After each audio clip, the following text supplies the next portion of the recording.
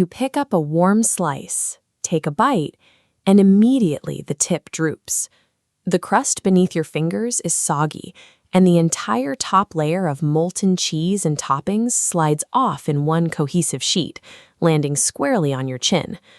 Most of us chalk this up to bad luck or a rushed bake.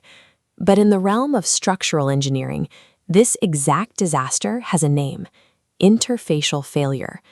The base and the topping layer have lost their adhesion and stopped moving as a single unified system.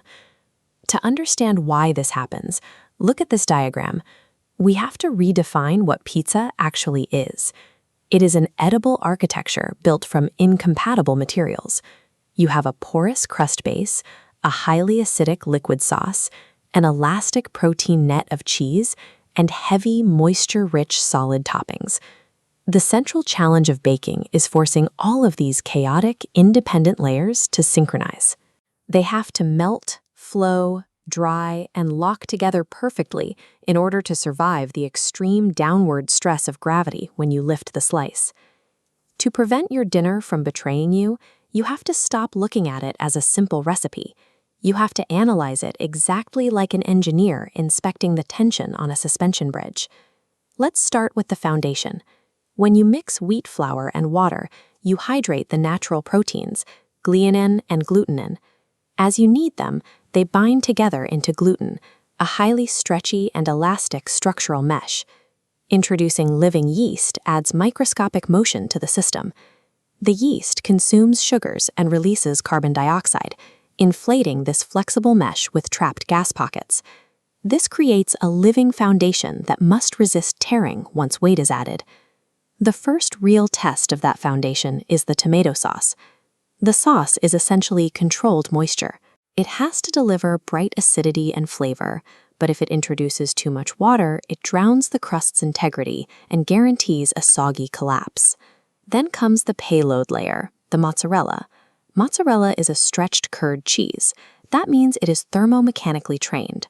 Long before it reaches the dough, the curd is heated and physically pulled to align its internal proteins into long, fibrous structures. Because of that pre-trained structure, mozzarella behaves very specifically under heat. It doesn't liquefy into a watery puddle. It softens into a molten, elastic net. That net is strong enough to trap the chaotic elements settling on top of it, like rendering animal fats and leaking vegetable water. At this stage, a raw assembled pizza is a highly unstable stack of competing moisture, fat, and elasticity. It relies entirely on a violent thermal event to organize the chaos and lock it into a solid state. That brings us to the crucible, the extreme stress environment where these incompatible materials are forced to synchronize, the high heat oven. Hot air alone is a weak heat transfer partner. To build a strong base, the dough needs the baking stone or steel. That solid surface acts as a kinetic heat battery. It stores massive amounts of thermal energy and delivers a violent punch of heat into the bottom of the dough through direct physical contact. Look at the physics in this cross-section. This is oven spring. The sudden surge of heat flash boils the water near the bottom of the dough into steam. The internal gas pockets violently expand and push the crust upward, inflating the structure before the proteins have time to fully harden. The thermodynamic timing here is incredibly precise. The bottom crust has to dry out and begin browning to build rigidity at the exact same rate that the ambient heat above melts the cheese network downward, binding it tightly into the sauce.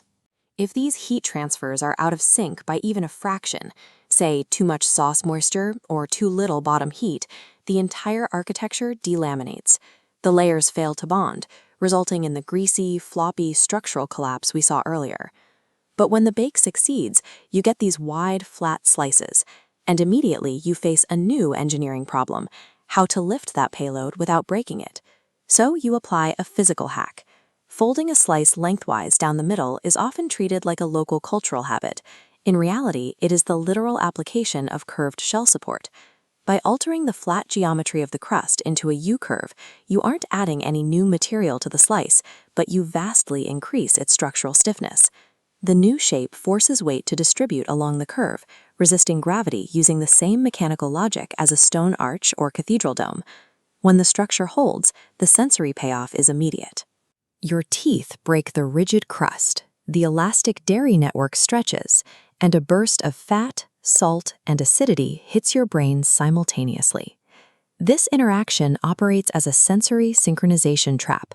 It flawlessly coordinates texture, temperature, flavor, and memory into one tightly packed, highly repeatable desire loop.